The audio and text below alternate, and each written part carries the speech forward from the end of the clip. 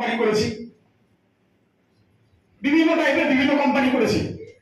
করার পরে একটা জিনিস বুঝতে পেরেছি, যত বড় কোম্পানি করেছি রোটেশন কোম্পানি, এটা আমরা সবাই জানি, টাকা দিলে টাকা পাওয়া যায়, আর এটা বলতে খুব ইজি, আর মানুষের কাছে এটা বিতরণ করতে ইজি, টাকাটা মানুষ দিয়ে দেয়। আর এইসব করে করে ঠকে গেছিলাম, আর ইন্ডাস্ট্রি ছেড়ে দিলাম, এই মার্কেট করবো না। এই মার্কেট থেকে বেরিয়ে চাষের কাজে যুক্ত হয়েছিলাম, খেতি বাড়ি করার জন্য। আর খেতি বাড়ি করার জন্য যুক্ত হওয়ার পরে আমার সঙ্গে মিজানুর স্যারের কথা হয়।